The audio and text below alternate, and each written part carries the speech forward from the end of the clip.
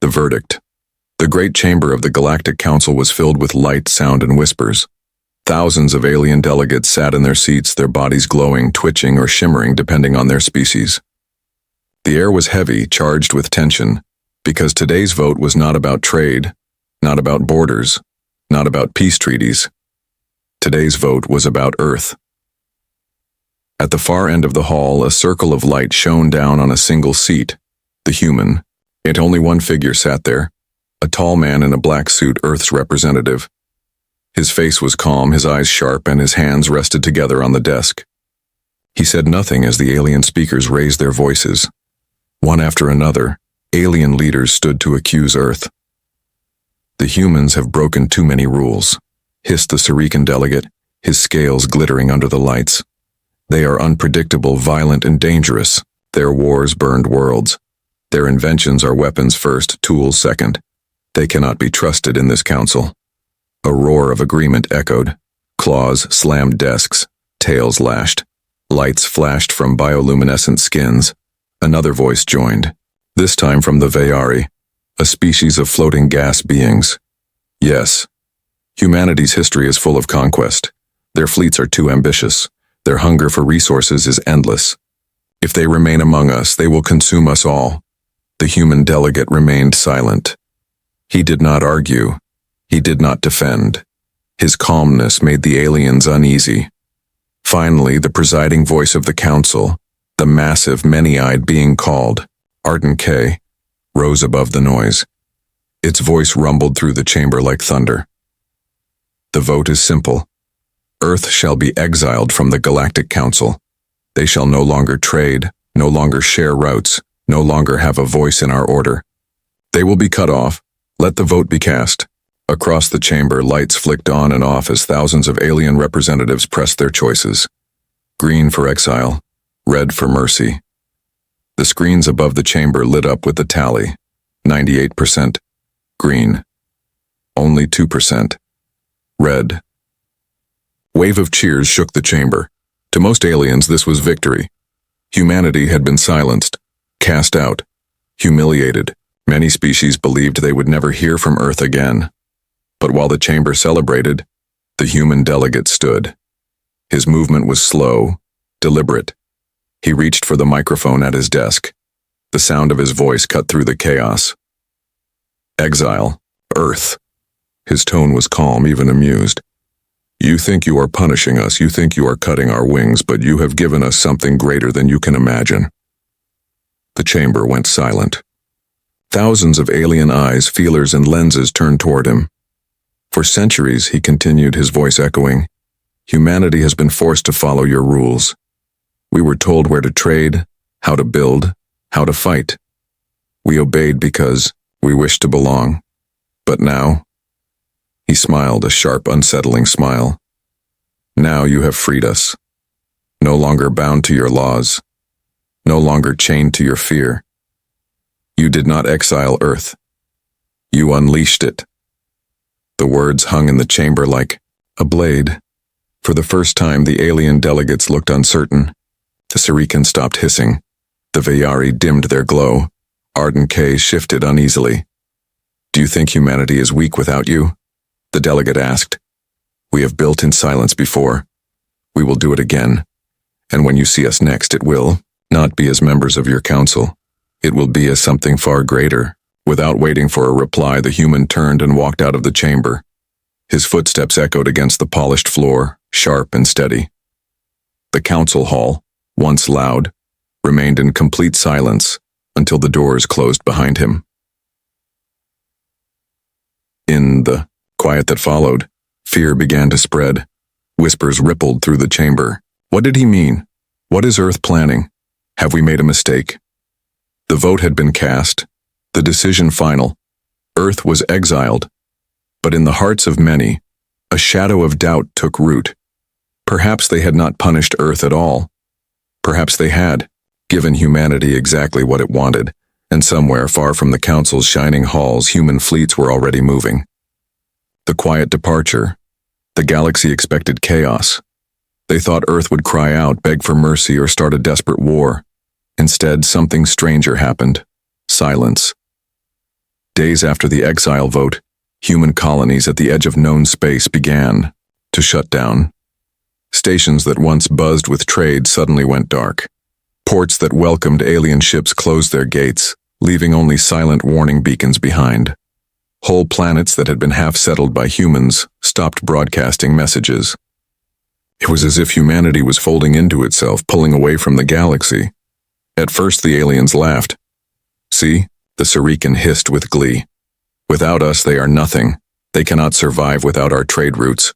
Soon they will crawl back, begging to be readmitted." But the laughter did not last. Merchant ships that traveled to human colonies returned, empty. Some did not return at all. Pilots whispered of arriving at worlds where cities stood abandoned, their lights off, their streets empty, as if the humans had vanished overnight. The Vayari sent patrols to investigate. Their reports were brief and confused. Human outposts cleared, equipment removed. No signs of resistance. They left willingly. It was true. Humanity was not fighting exile. They were embracing it. On Earth itself, the skies grew darker as countless ships lifted into orbit. Families, scientists, soldiers, all were boarding vessels.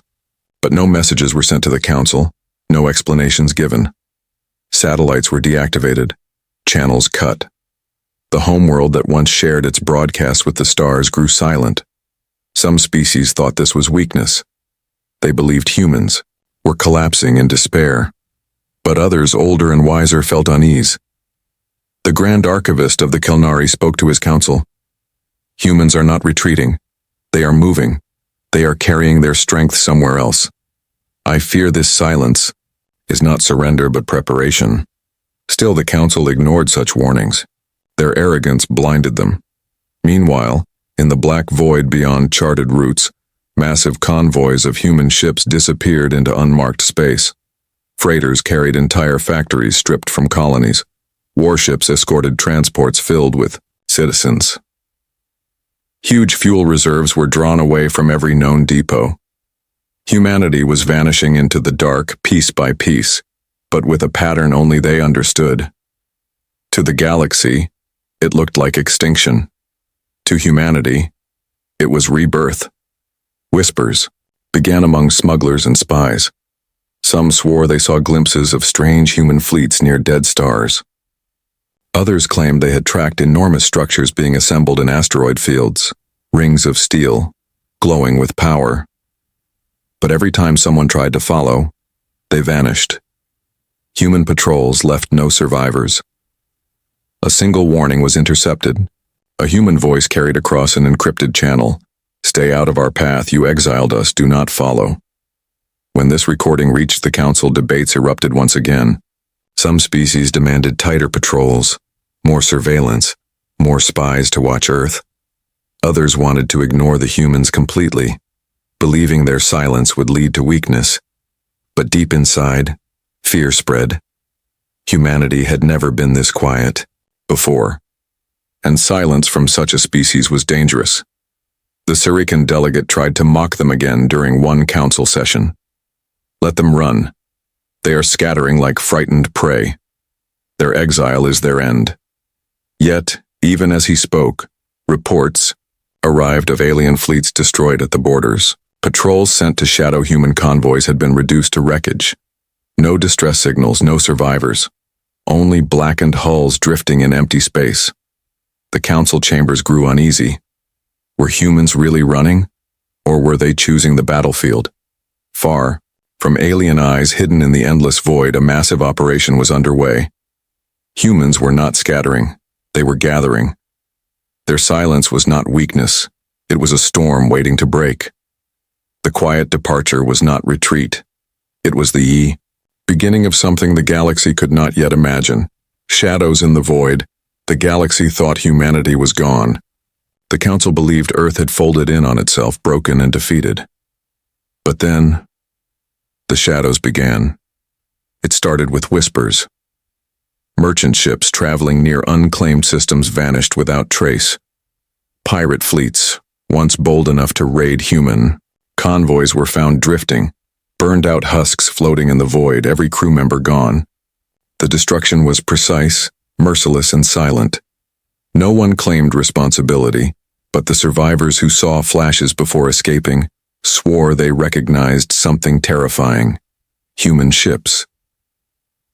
At first, the council dismissed these reports. They called them lies spread by smugglers or tricks of frightened pirates. But soon too many incidents piled up. Border stations destroyed overnight. Whole fuel depots stripped clean. Miners returning to their colonies only to find everything gone. Equipment, ships, even satellites like ghosts had stolen them.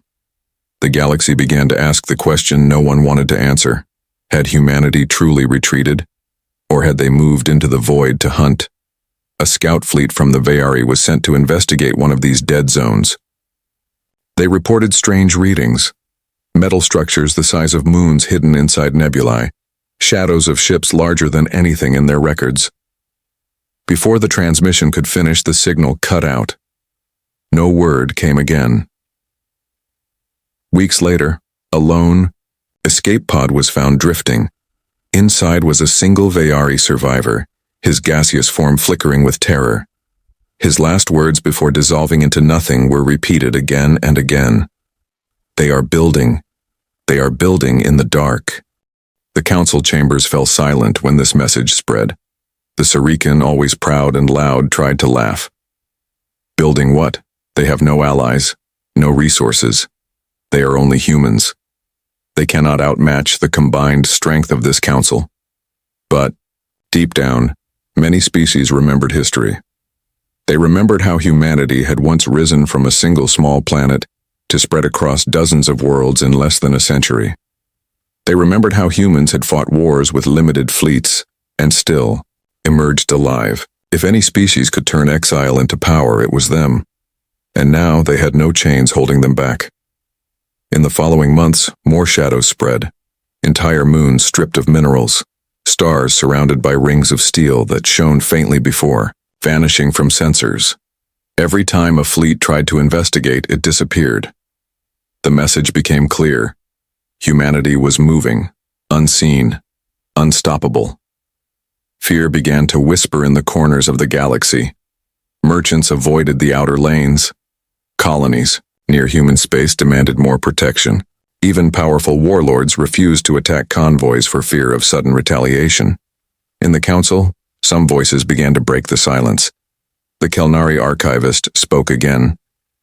We exiled them to limit their power. Instead, we freed them to use all. Their strength without our laws, mark my words, when they return, they will not return as beggars. But by then it was too late. One night, a patrol ship recorded a fleeting vision before it was destroyed. A massive ship, dark as the void itself, moving silently through the stars. Its size dwarfed anything in the Council's fleets. Its hull bore no lights, only the faint insignia of Earth etched into its side.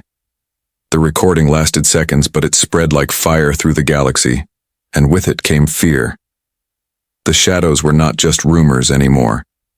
Humanity had not vanished. They had not surrendered. They had gone into the void to become something else, something greater. The galaxy had cast them out thinking they were safe. But in truth, they had unleashed them. The shadows were only the beginning. The hidden forge. For months, the galaxy lived, in whispers and fear. Rumors of human shadows spread faster than the Council could control. But still, no proof existed. Until the discovery at Drellis 9. Drellis 9 was a dead system. Its sun had collapsed into a dark star centuries ago, leaving nothing but drifting rocks and frozen silence. No species had claimed it because it was useless. Or so they thought. A Kelvian scout ship entered the system to check on unusual energy readings. The crew expected nothing more than echoes of dying starlight. What they found instead changed everything. There, hidden inside the debris field, floated a construction larger than any city. It was a forge, an orbital ring of steel and fire, powered by reactors carved into the dead star itself. Hundreds of human ships swarmed like insects, carrying metals, weapons, and engines into the massive structure. The Kelvian sensors shook as they tried to measure the scale. Battleships were being built in silence, each larger than anything the Council possessed. Carriers stretched kilometers long, their hulls black and sharp. Entire fleets were being shaped in the dark. The scout captain whispered in horror, "They are not rebuilding, they are preparing." Before the Kelvian ship could retreat, alarms blared. A shadow passed over them. From the void, a single human warship appeared. It was not marked on any known registry. Its hull absorbed light, its weapons glowed faintly, and its engines pulsed like a predator's heartbeat. A voice came through the comms, cold and precise. "You were told not to follow." The Kelvian ship was never seen again, but fragments of its final transmission reached other networks before the destruction. The image of the forge, the great human ring glowing with fire, spread like a virus through the galaxy, and suddenly the whispers had proof. The Council met in emergency session. Panic filled the chamber. Delegates shouted over one another, their voices breaking. "The humans are building weapons of war. They have violated exile. They must be stopped before they finish." Arden K, the presiding leader, slammed its massive limbs to silence them. "We exiled them. We denied them access to resources, to trade, to routes. How can they build fleets of this size?" No one had an answer. The Kelnari archivist spoke, his voice grave. "Because we misunderstood exile. We thought it was punishment. But to them, it was freedom. Freedom to use everything without our eyes watching. They are building not for survival, but for vengeance." Still, many delegates clung to arrogance. The Sarikan hissed loudly. "Even if they build fleets, they cannot match us. We are united. They are only one species." But even as he spoke, more reports came. Whole asteroid fields gone, mined clean. Dying stars surrounded by fuel stations of human design. Fleets of black warships seen only for seconds before disappearing into the void. The truth was impossible to deny. Humanity had created a hidden empire in the shadows, and it was not finished yet. Across Earth's silence, signals pulsed between the hidden forges. Human engineers worked without rest. Families lived inside great carriers, turning them into moving cities. Soldiers trained in simulated battles against every known alien fleet. And leaders gave only one order: "We will not be hunted, we will not be caged, we will rise." One image terrified the galaxy more than all others. A satellite near the forge caught a glimpse of something beyond imagination. A ship so massive it blotted out the stars. Its hull glimmered with strange energy. It was not just a warship, it was something new. A titan built for a purpose the galaxy could not yet guess. The image lasted only a second before the satellite was destroyed. But it was enough. The galaxy now knew exile had not broken humanity. It had unleashed them, and the forge in the dark was almost complete. The first strike. The galaxy lived in fear, but still clung to denial. Many species told themselves the human forges were only rumors, that the images of black warships were tricks. They wanted to believe humanity would fade away in silence. That illusion ended in a single night. It began on the border world of Relthar, a small but wealthy planet under Council protection. The world was famous for its fuel reserves and trade, depots where dozens of species came daily to buy and sell.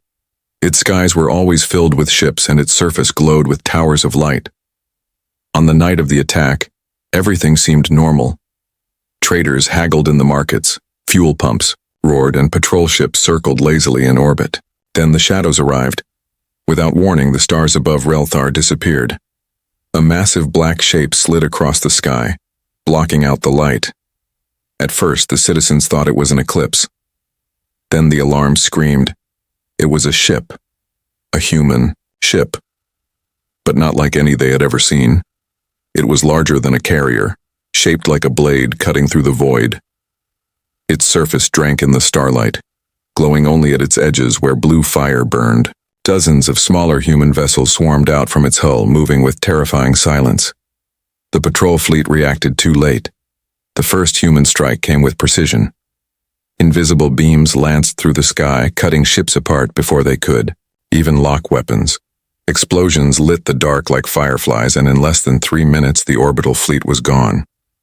Not defeated, erased. On the surface, panic spread. Sirens howled as people looked up at the burning wreckage raining from the sky. But before the citizens could flee, the human voice came. Every screen, every comms tower, every frequency carried the same calm words. You exiled us. You thought it was punishment. You thought we would kneel. But you gave us freedom. From this day forward, we answer to no one. The message repeated once, then silence. Then the bombardment began. But it was not random destruction. Humans targeted only the depots, the supply centers, the military bases. Civilian sectors were left untouched, though the shock of it left the entire world trembling. Towers of flame rose where the council stored weapons and fuel, turning the night into a sea of fire. When the smoke cleared, the human fleet was already gone.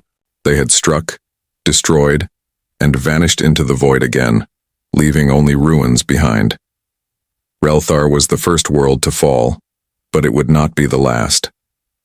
The council went into chaos. Delegates screamed in anger and fear. The Sarikan demanded war fleets be sent at once. The Vayari howled for vengeance, but the Kelnari archivist only shook his head. Do you not see? He said quietly. This was not war. This was a message. They showed mercy to civilians. They chose their targets carefully. Humanity is not seeking destruction. They are establishing rules. Their rules. The truth was undeniable. The first strike was not about conquest. It was about control. Humanity had declared itself free, and shown the galaxy the price of ignoring that freedom. Across the stars, smaller colonies began to whisper. Perhaps Earth was right. Perhaps the Council had been wrong to exile them. Perhaps the humans were stronger than the old order. Meanwhile, on Earth's hidden forges the fleets gathered again, soldiers prepared for the next campaign, and the great black ship that led the attack waited silently, its engines glowing like a predator ready for the hunt. The galaxy had seen the first strike, and now they knew. Humanity was not hiding. Humanity was coming. The reckoning Relthar was only the beginning.